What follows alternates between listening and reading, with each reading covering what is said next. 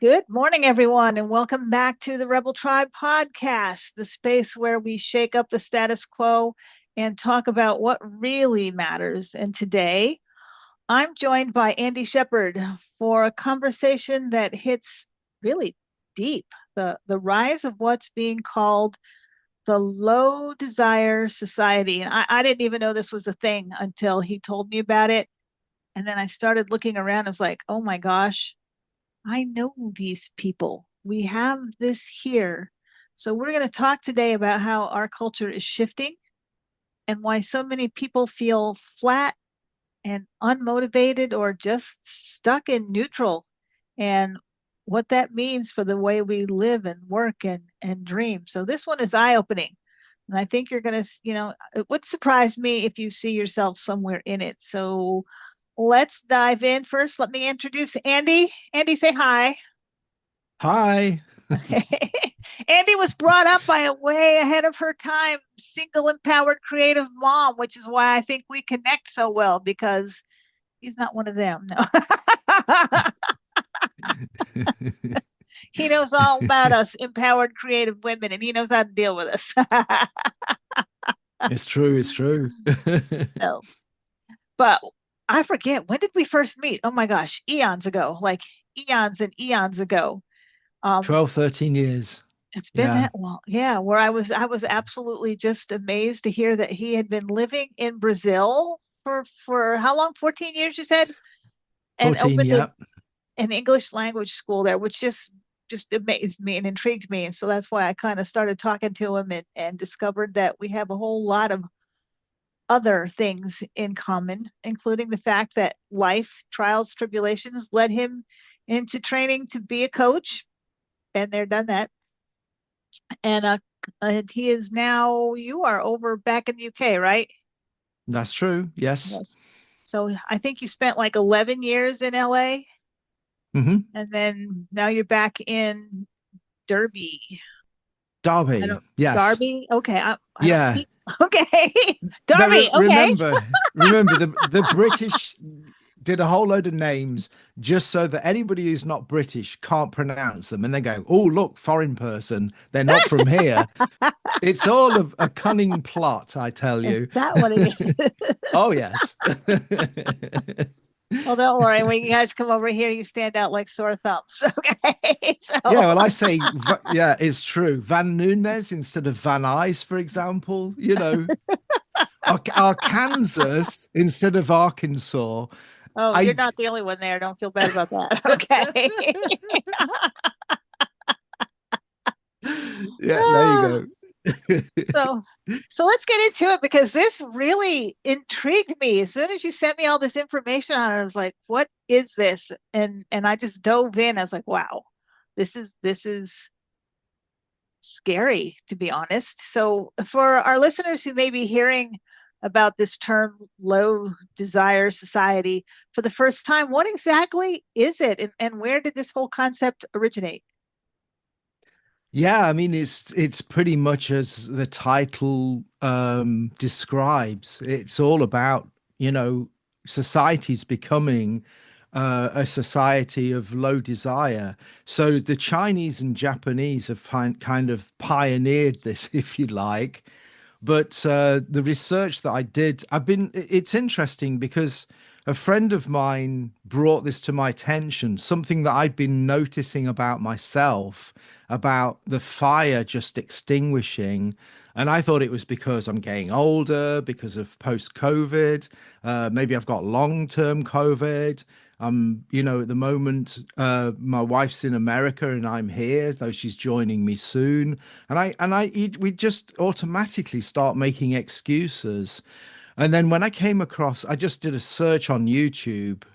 I love it. It always comes up with some great information on anything I want to find more information about. And I came across the video that I sent you, and specifically talking about Japan, and it just blew me away. I just went, "Wow, this is more than Japan." And then I looked further and saw that this is affecting America, UK, European Union, and it showed a graph. of like Japan and China peaking and like USA joining and at the same height of this, low desire society. I have to admit, when you first told me about it, I was like, yeah, okay, whatever. So the newest buzzword, low desire society. But Yeah, yeah. the more I read about it, the more I realized it's, like I said, it's describing something that I'm actually seeing all around me. Even if I didn't really have a name for it, I know what it is now. So how did you first come across it, and why did it resonate enough for you to want to focus on it? Well, like I say, it's stuff that I'd recognized inside of myself.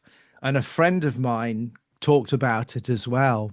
And he just said, have you noticed that, you're waking up in the morning and the day's just like going, there's nothing, the day just goes really quickly. And you get to the end of the day and go, what have I achieved? And I believe this is totally to do with this low desire impacting us again, because previously when we were really driven, we got a whole bunch of stuff done and we didn't just drift through the day. And so at the end of the day we go, wow, I really kicked bottom and did a great job here, and achieved a lot. But we don't see that anymore. So there's a lot deeper stuff going on than he realized.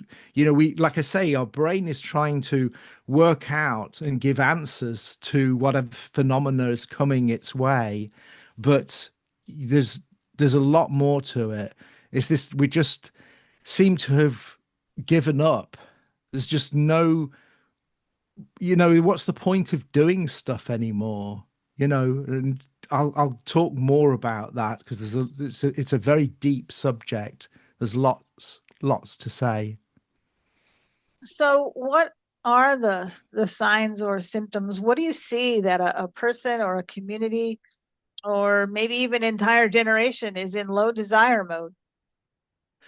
Well, yeah, I mean, I've heard about this before. We're talking about the quitting culture, quiet quitting, and what this is all about. And in the video that I watched, I'm going to keep referring to it if I may, because it was really very poignant to me, and it was just putting a whole bunch of lot of stuff together, and just kind of linking with other things.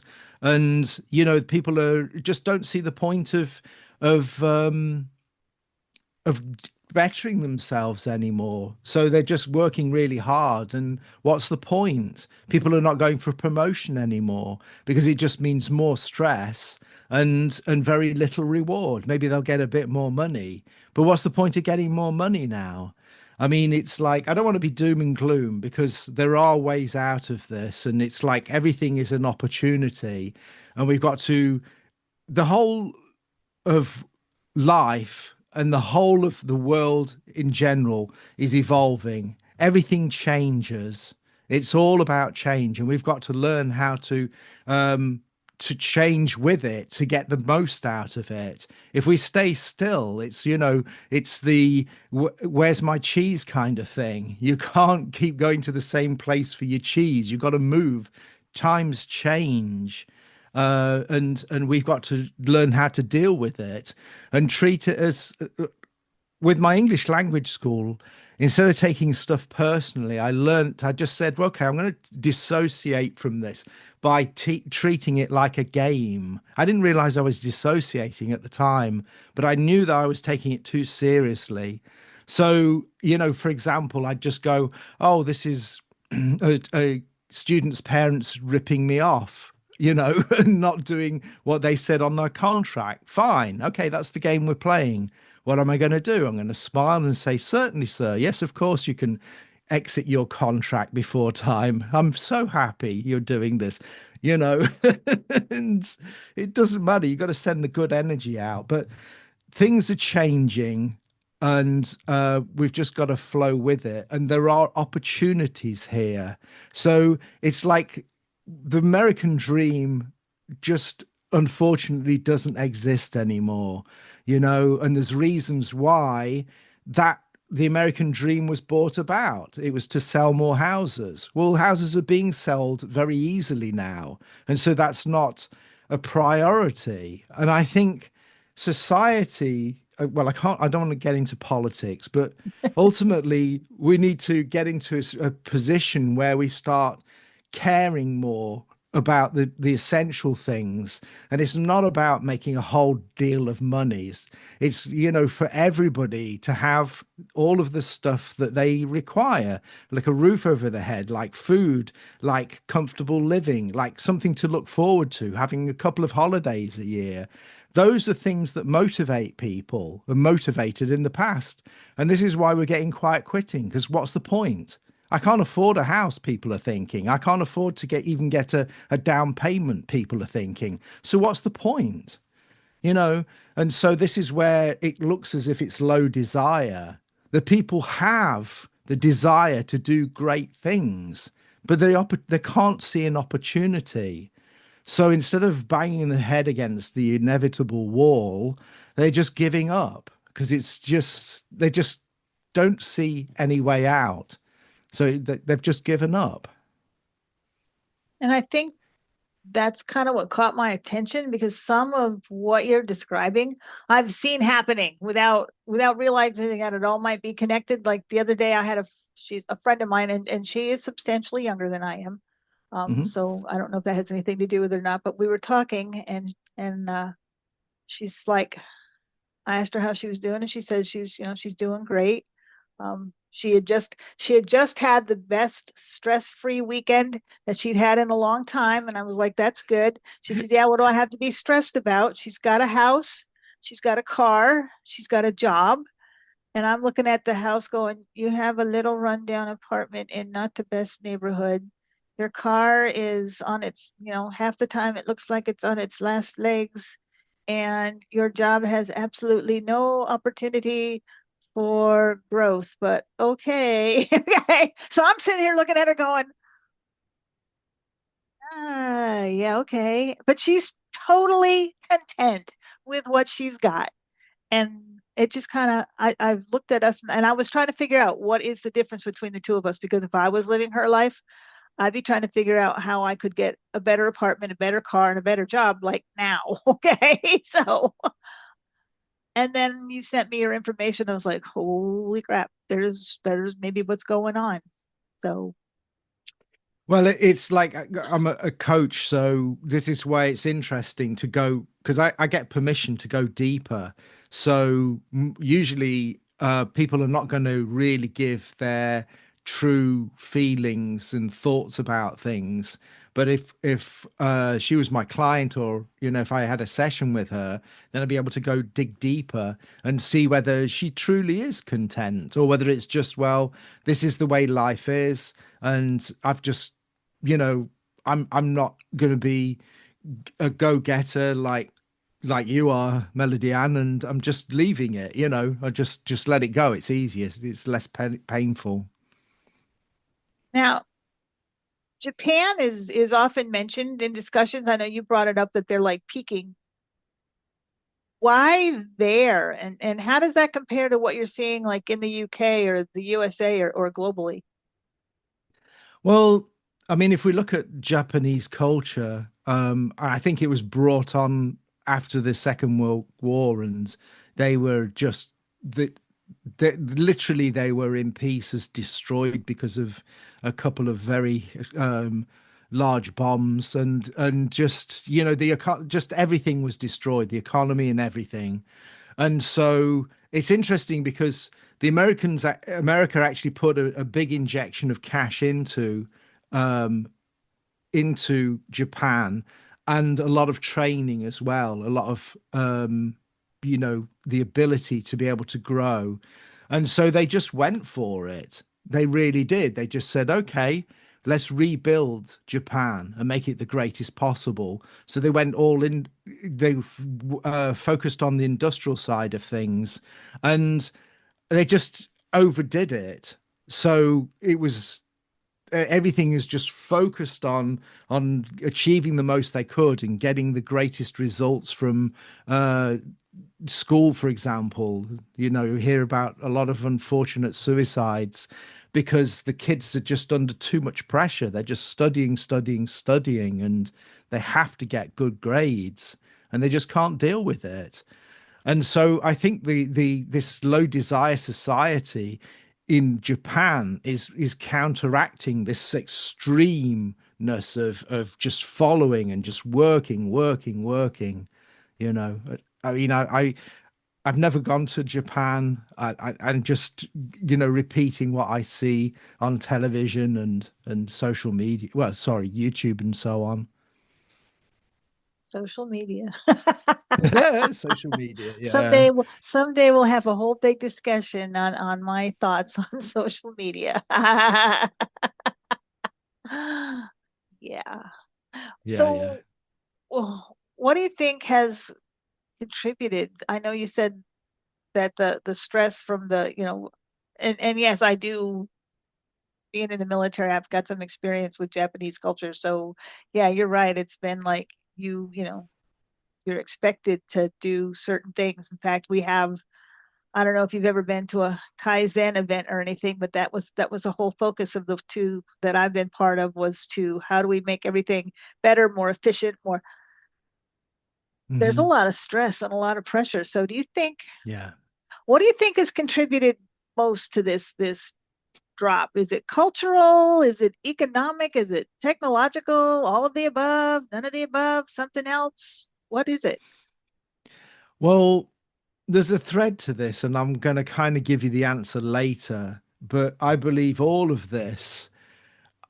My latest thing is everything happens for a reason, as in there is a divine plan, whether you believe in, a God entity, whether you believe in the universe, some kind of superior power, which it seems to be um, having some kind of effect. I've noticed this in my life when I look at things, events that happen.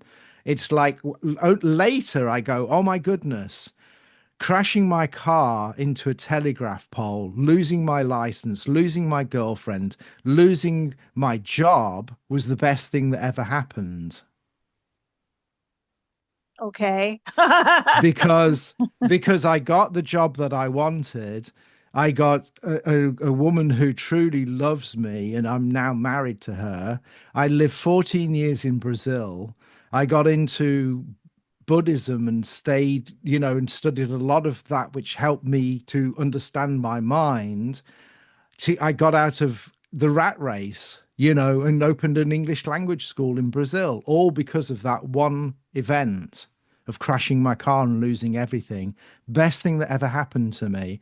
So it's like, well, was this kind of divine intervention happening? you know, I don't know. But it's like it all happened perfectly. And I can go in, there's a lot of detail to this about how it all happened.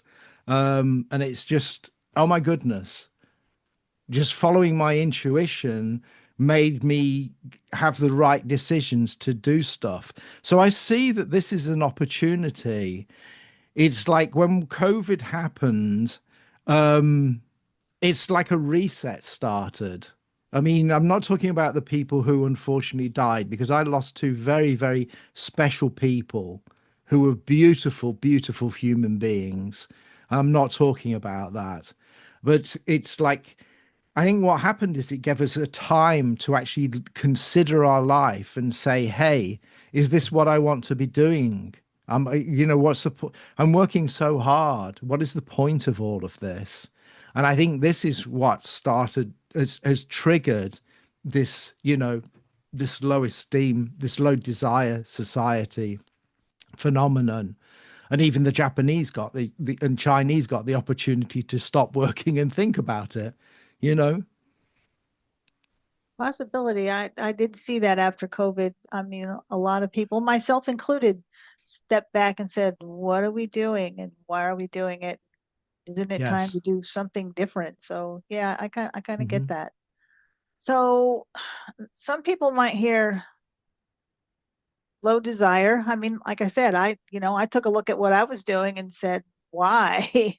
And stepped back Mhm. and totally recreated everything I'm doing. In fact, I'm still in the process of doing that. So I look at it and go, okay, so what? Maybe people are just content. I'm very content with what I'm doing now, even though I'm not making as much as I was. I'm actually quite happy. So why is it a challenge or a problem? Maybe we're all just happy doing what we're doing right now. Well, we've got to look inwardly and really be honest with ourselves. Is this contentment, or is this giving in and just saying, "Oh, I give up," you know? So we've got to be honest. What is it?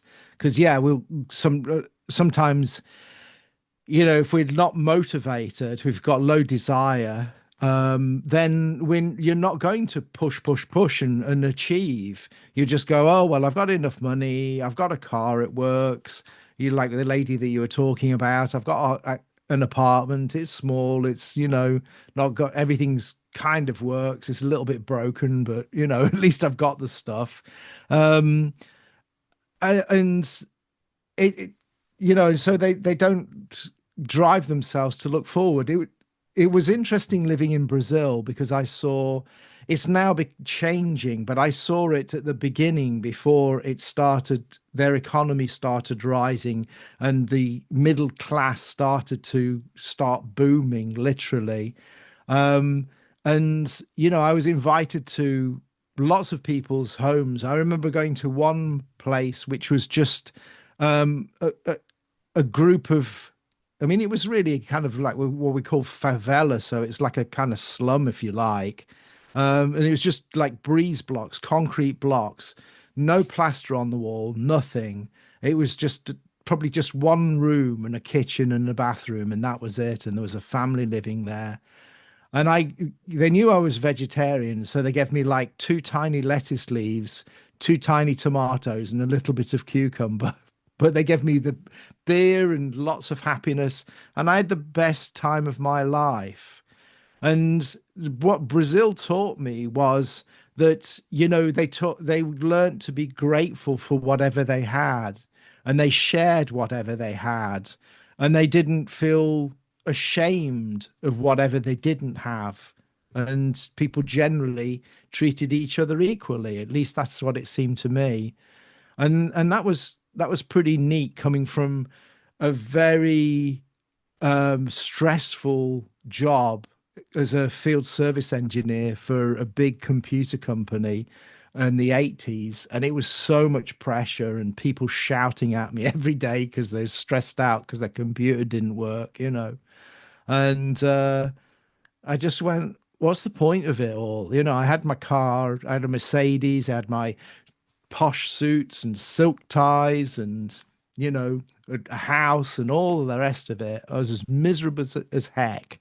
And in Brazil, I was a teacher. I didn't earn much money. I had a very simple existence at the beginning. Later, I transformed it all.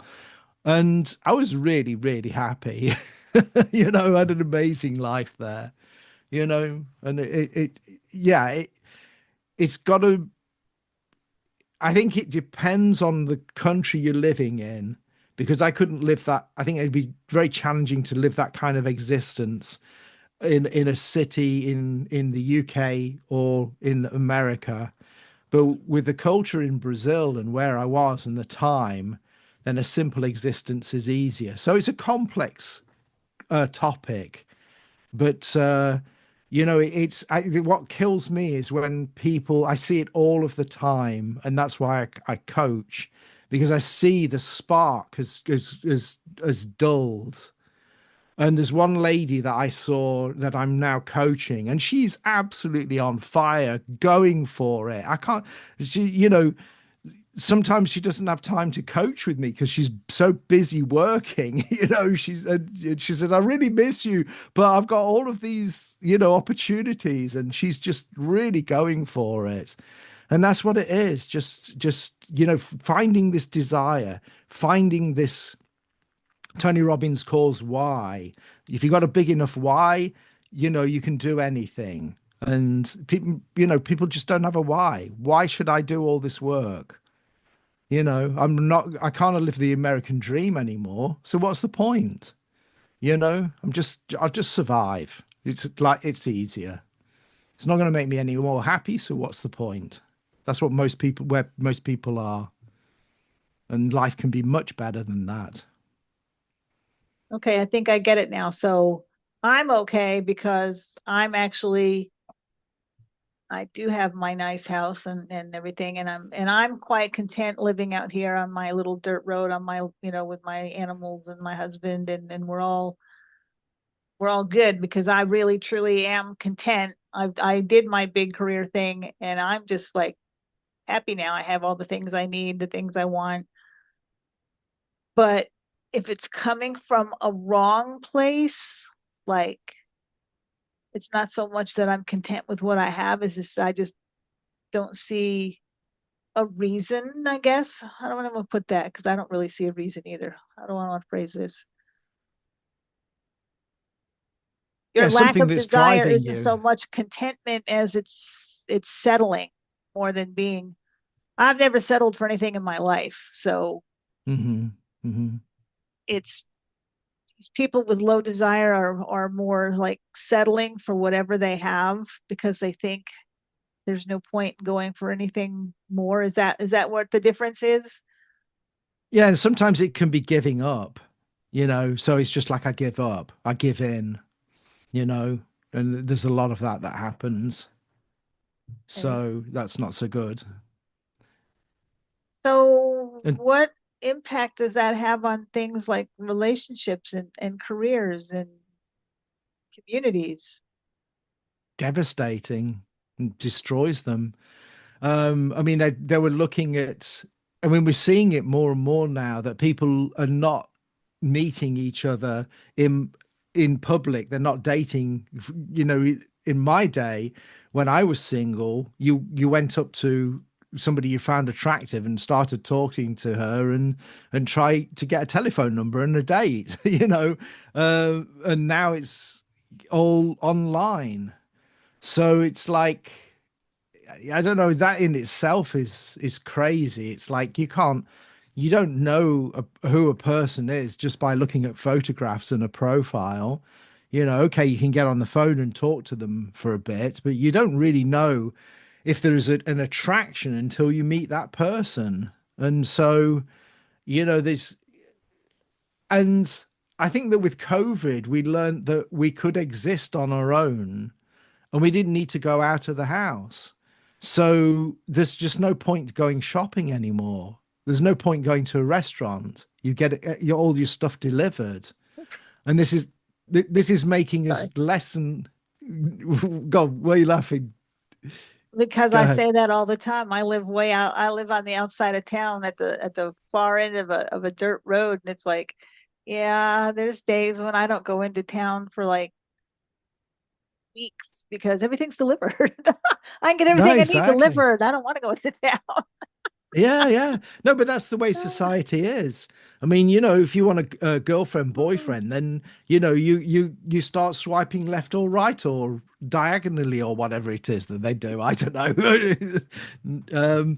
So yeah, I just have no idea. But it's like everything's all online, and that's another topic which could be hindering this. But yeah, I mean, relationships in the YouTube video that I'm talking about, that we're talking about, it said that people are just not dating anymore, and they're not even having sex, and so that's leading to low, children, less children. So the population is diminishing, and you see why. I think that with lockdown and with people being isolated, they started thinking, well, what's the point of going out? For example, in UK, pub was really popular. Now it's very expensive, and people just are not going to pubs anymore. And partly it's because You know something? I really don't want to see Darren or David or Derek or Bob or whoever it is because they're just all the time. They're real. They just complain all the time about stuff, you know. And why should I go through that? Or they're just saying nasty things to me, or I don't know. And so they just think, I don't want to go out. You know, what's the point? I'll just stay at home and it's an easy life. I get everything I can get the food delivered. I can watch the TV, whatever I want. There's like a million movies that I can watch for free and streamed. So what's the point of going out? Why should I even go to a cinema? I'm gonna have to queue, line up. I'm gonna have to pay a fortune for some horrible food. And I can't pause the film if I want to go to the toilet, and so uh, and people probably annoy me because they're in front of me and I can't see properly, or they're talking. Just stay at home. And I think that people have just got out of the habit of putting up with day-to-day normal things of living in a society where there are other human beings existing, and we just got more selfish, if you like, and just go, oh no, I don't want to put up with all that nonsense. Oh my God, you're describing my life. Well, here's the secret. Maybe it's my life. Maybe that's me. I mean, I think we're all like this. We're all like this. It's normal. I don't think I'm low desire though, because I mean I'm working on things. I No. think I spend more time working on stuff now than I ever did before. I've got so many projects going on right now. It's crazy, but yeah, I don't want to go into town if I don't have to. I don't want to. I can't remember Mhm. the last time. I think I took my grandson to the theater when he was out here visiting for the summer, and Mhm. that was the first time I'd been to the theater since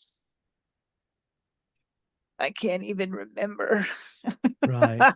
Because it's just like you said, I don't want to pay the money. I don't want to stand in line. I don't want to be surrounded by the people that are, talking, got their phones on, whatever, rude, annoying. Yeah.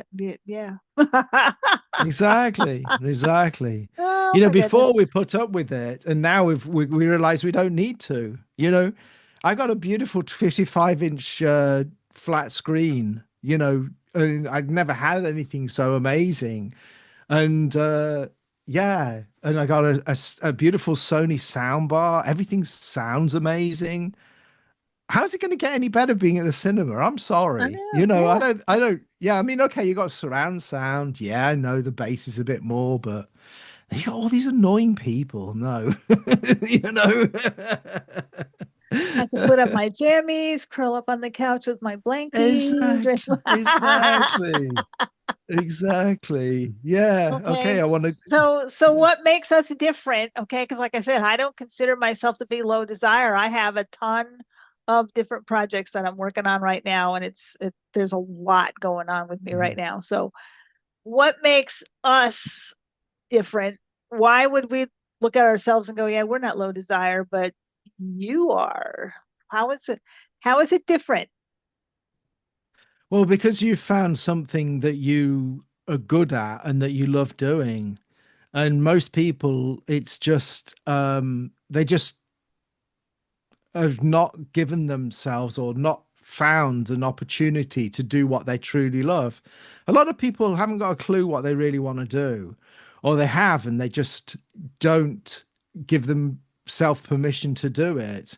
And so that's why they need coaches like us, because we help them to show them, look, you have this talent, don't hide it. Show the world.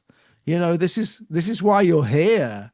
Whatever your talent is, it doesn't matter what it is. We all need whatever it is that we've got. Everything is relevant. It doesn't matter what it is. I mean, even if it's like a job which most people would see as being low level, and I don't. But it's like, for example, somebody who cleans a house. I remember Tony Robbins saying to this woman, why is it that you get so much pleasure out of it? Most people hate it. And she said, because I know that I can clean a house better than anybody else. Nobody on this planet can clean a house as well as I do. And at the end of whatever I've cleaned, I look back and go, wow, I did a great job there. You know, like in the UK, being a cashier or server is they don't, it's not, we've got to kind of, we have a culture where it's like, oh my goodness, is that all you're doing? Why are you not a brain surgeon? It's like, you should have a proper job.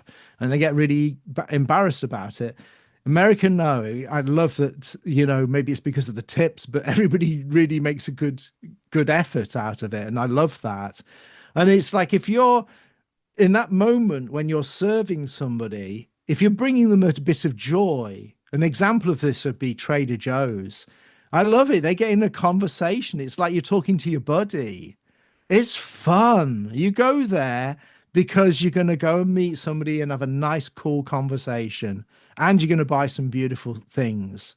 So it's like whatever you have, whatever you're good at, you can transform it into, it's either going to be a low level thing, it's like 1677. Do you want to pay cash or credit? And be really bored out of your brain and say, hello, sir, how are you today?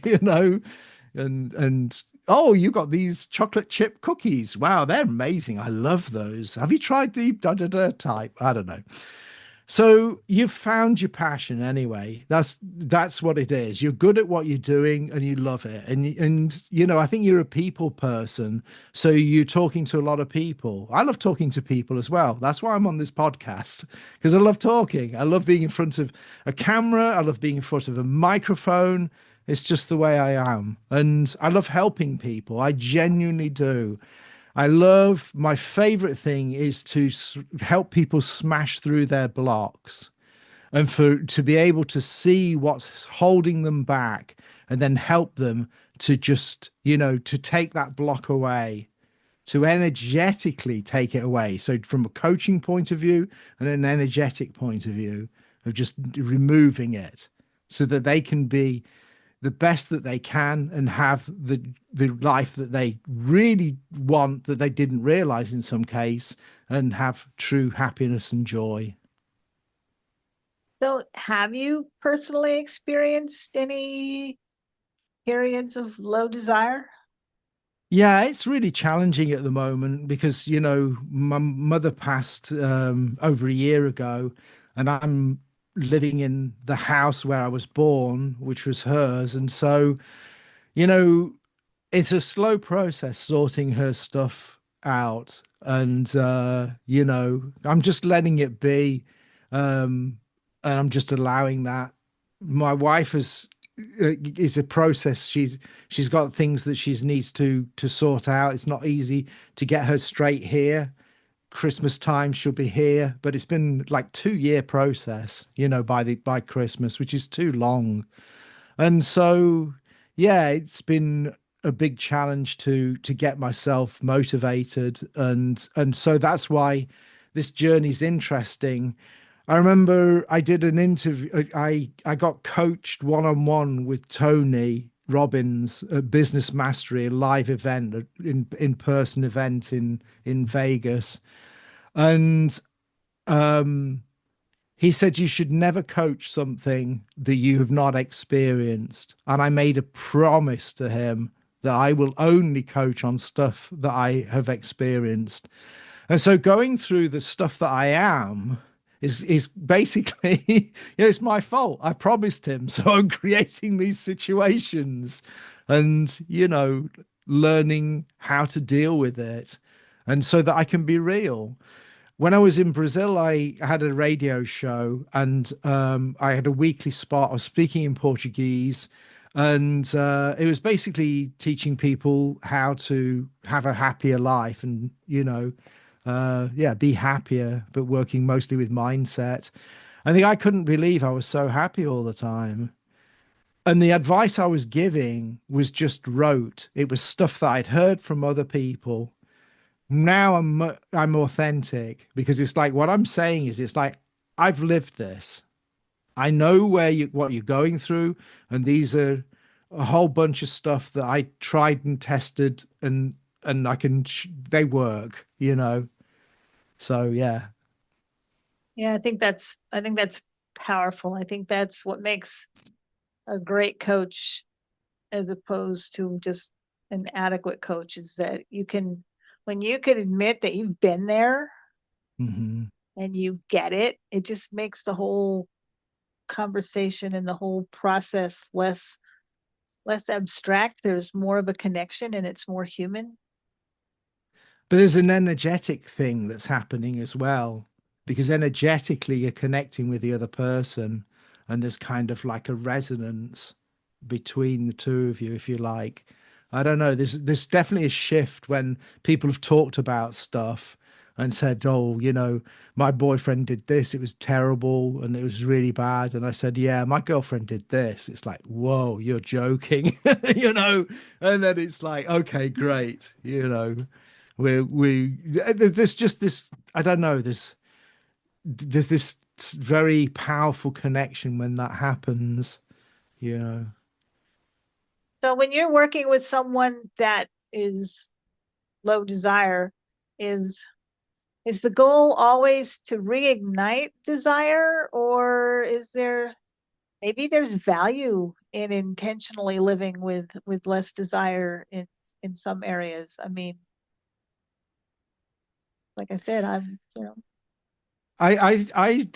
think that this low desire concept, as we're going through this interview, I'm really starting to see that maybe it's a giving up society, that people have just given up. I think that might be a better terminology. And that's what I found. Like, and I'm before getting on this podcast, I did really start thinking about what we'd be discussing, and it's like I'm contacting a lot of people. Um, when I took care of my mum, and then the after effects of her passing, and basically I'd stopped coaching, and now I'm connecting with people again, and it's been quite a time. There's been a lot going on, and I'm finding that a lot of people just have really given up. So you can say it's low desire, but the truth is they've given up. They've got lots of ability. And I'm saying this, I say to them, look, there's so much that's going on in the world. There's a lot of stuff that we don't like with politics and some political decisions that are being made because of wars, because of economy, because of the price of everything going sky high, or whatever it is. And this is a worldwide phenomena. It's not just one USA or UK or wherever. It seems to be happening globally. And so, they've just given up. And I said, look, we need coaches. These are we're needed more than ever. So if I'm helping you to be a great coach, then you're going to help, 10, 20, 100, 1,000 people. And so it goes on. And then they'll help other people. And that's how we can counteract all of this. This is how we can counteract this low esteem or given up society. maybe that's it. Then maybe that's the distinction because I'm sitting here thinking like, so my husband just retired, and so I'm sitting here in this house and I'm looking at, all the things, and it's like we have all this stuff. We have all Hmm. this stuff that we've accumulated over 39 years together, and it's like, and I'm getting rid of it. I'm cleaning stuff out, and I'm getting rid of it. I'm giving it away. I'm throwing it away. I'm selling it, whatever. But a lot of the stuff that I've accumulated, all this is, it's gone. It's just out, and it feels freeing. Okay. It feels Hmm. freeing to walk into a room and not see all this clutter, but it's intentional. It's not apathetic. So it's like I want less of some things in my life. I want less clutter. I want less stuff. I want less demands on my time, but it's very intentional. It's not apathetic. So maybe that's the difference. I think so. Yeah, and I can relate because I'm living in a house which my mum, as she got older and she had dementia, then she just, there's so much clutter in here. It's just crazy. And a lot of the stuff, it's like I'm very reluctant to just dump it because she's got there's a lot of very precious things here and like a book collection which is pretty amazing, but it's very um niche, so not everybody is going to appreciate it, and it's just finding the right place. There's some things that I'm keeping and they're really useful to me, and others that are just not my scene, but I know that they'd be interesting to other people, and so just going through that, there's a giant Bible which is 100 years old minimum, but it's not in good condition. I don't know if it has any value or it's just, just recycle or something. So yeah, it's a lot. And my wife is from El Salvador, and so Central American, South American tend to be clutter-free societies generally. And living in Brazil, I just don't like clutter, and now it's just massively cluttered everywhere. So I can relate. It does feel better when things are less cluttered and better organized. It really has a mental effect on us.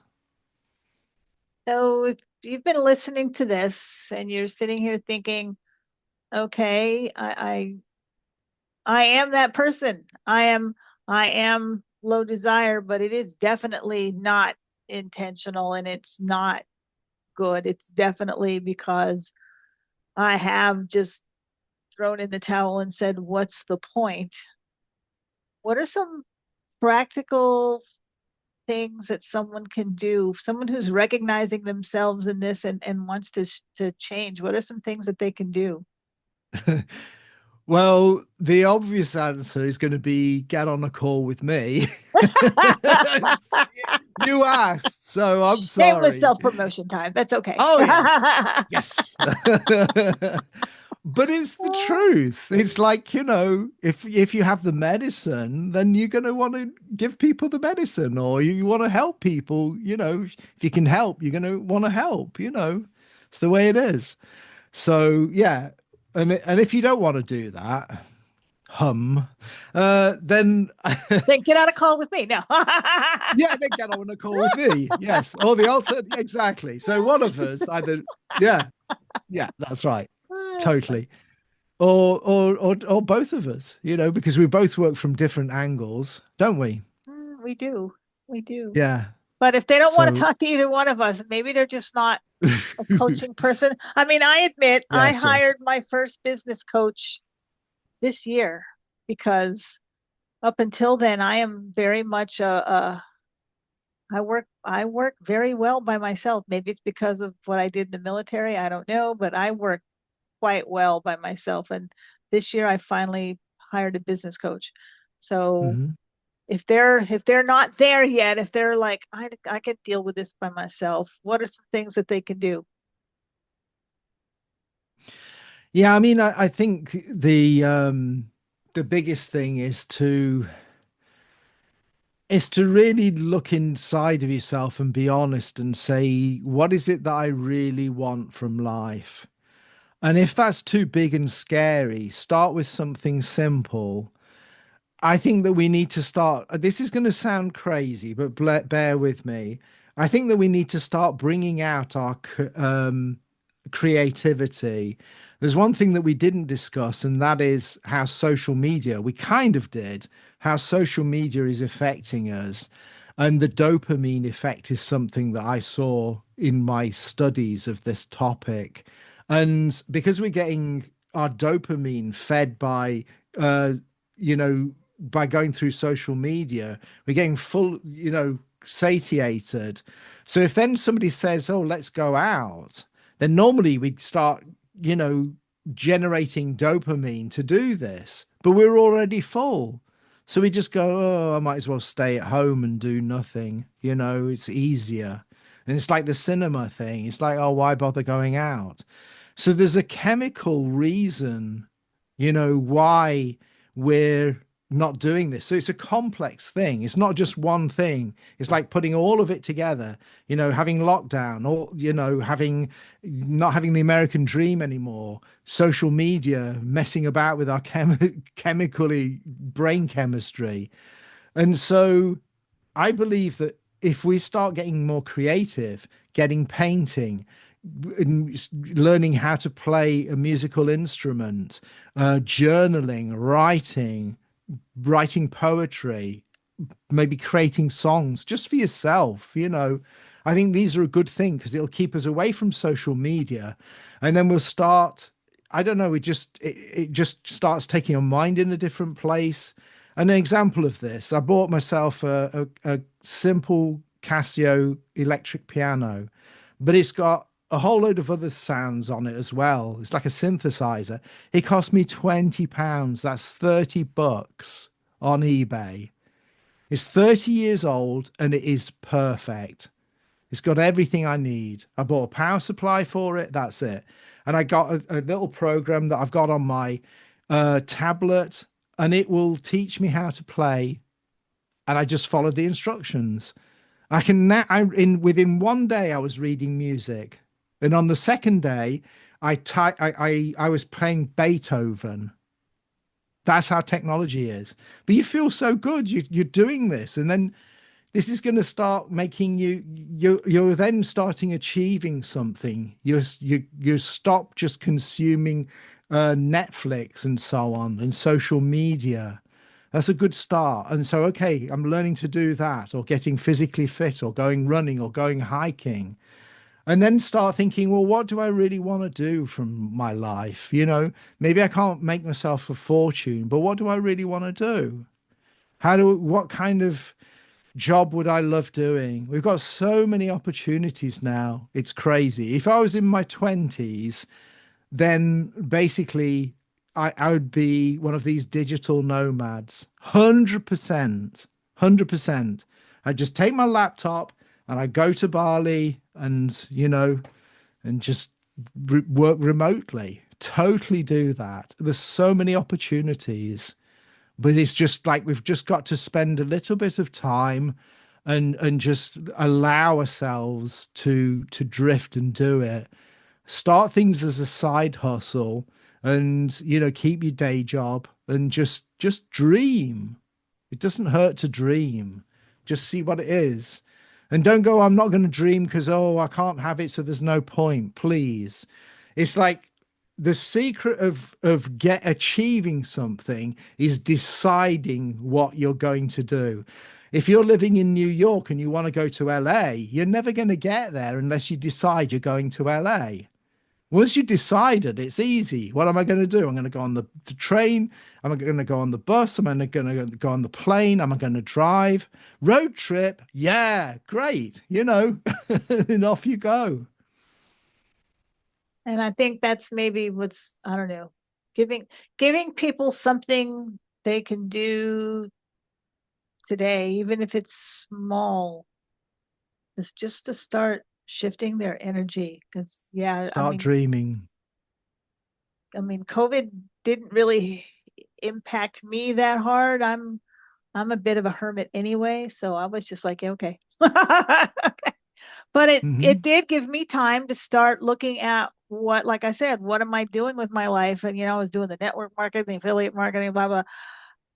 And I got a chance to step back and go, if I could do anything I wanted, what would it be? Well, it would be to write more, to have time to write more, to have time to work on some of these other projects. And I went ahead and did that. So COVID did that for me. So maybe this whole low desire thing can start doing that for some other people. Take a look at what that's one of the questions I ask my clients when they start coaching with me is if money was no object, if you could get up today and there was nothing standing in your way, what would your perfect day look like? Tell me about it. And I make them go through their whole entire day because in there is the little seed of what it is that they really want out of their lives. So Hmm.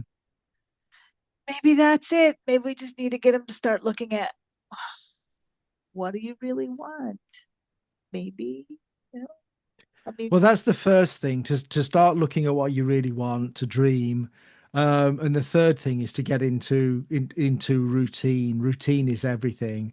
At the moment, we've got a routine. It's, get out of bed, go to work, come home, consume social media. Oh, you're probably doing that during the day as well, but and it's so you've got your routine, and eventually go to sleep, yeah, and we're talking maybe about a different routine. Okay.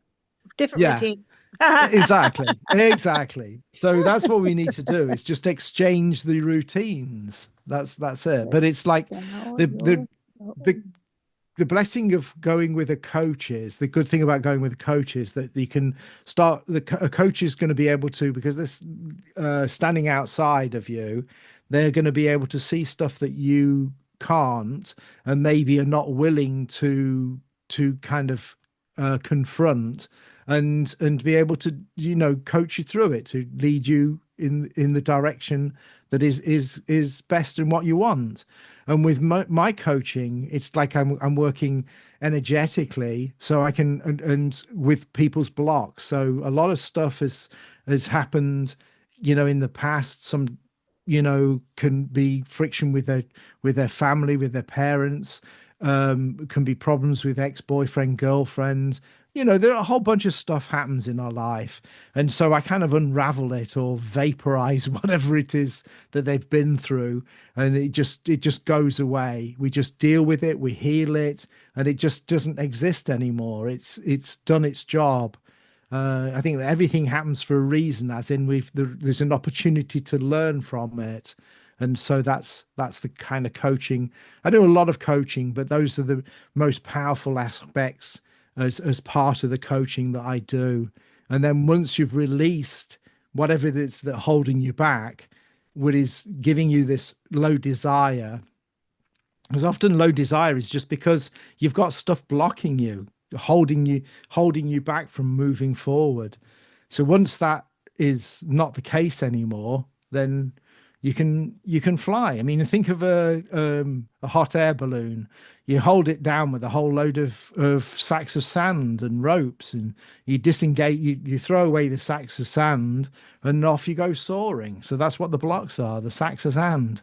Get the sacks of sand out of your life, folks. so what do you think about the future? If society stays on this low desire trajectory, what do you think the next 10, 20 years are going to look like? Um, okay, I'm going to give you a silly answer first. It's like, well, if AI is going to take over and Musk's robots, then it doesn't really matter, because they'll be running the world anyway. I think if this really does keep going, which I don't believe it will, and I'll give you the reason why in a minute, then yeah, I think that it's going to have catastrophic effects, because well, we're seeing it already. There's just no workforce, in the jobs that are needed. Specifically with the lower paid jobs of restaurants and stuff like this. But even in the health industry now, people, nurses, for example, there's not so many and doctors in the UK. We haven't got the qualified doctors here, and it's like we're just not going to have the people that we need to run to run everything, which is it's already starting to fall to pieces. But I think also what's going on is, I think there's a bigger picture. Like I say, well, if everything has a meaning, it happens for a meaning, it happens for a reason. Why is it? And I think it's because we've got this opportunity to have inner reflection now.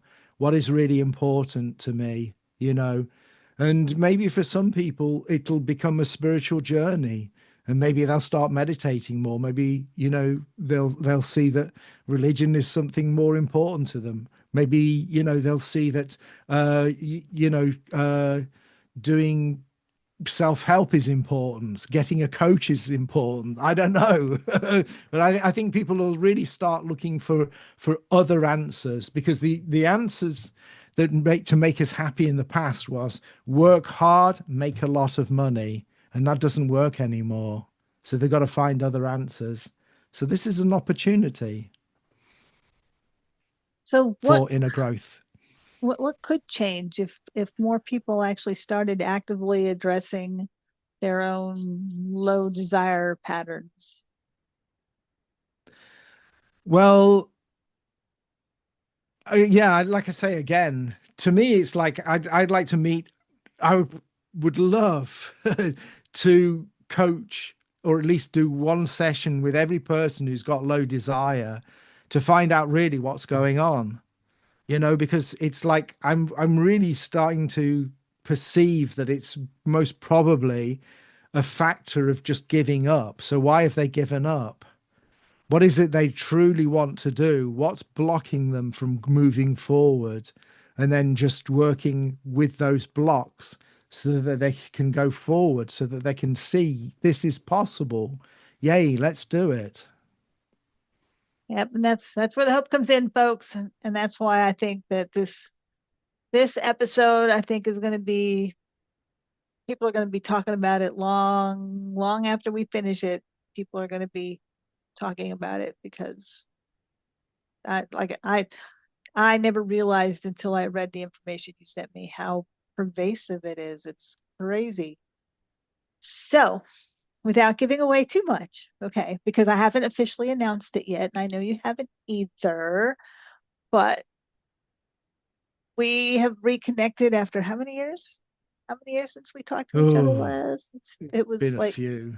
it Yeah. was it was crazy, and then and we're going to talk about this on Wednesday on in the Rebel Tribe on our power lunch. We're going to talk about what in the heck after 3 years, 4 years, Maybe five. easily, Yeah. maybe five Yeah. after all that time. Why did suddenly Andy go, "Hey, we haven't talked in a while. Yeah. Let's have a chat."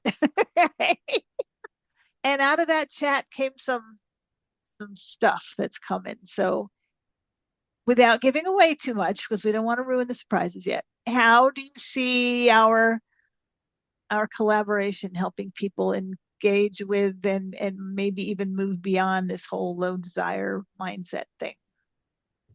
Well, we make a good team because, like you discussed, you're more analytic and I'm more kind of spiritual. So I kind of go into the energetic side of it, and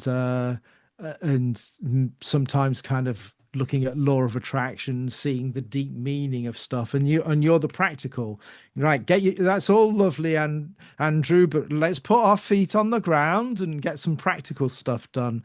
And the two sides are very important. You need both.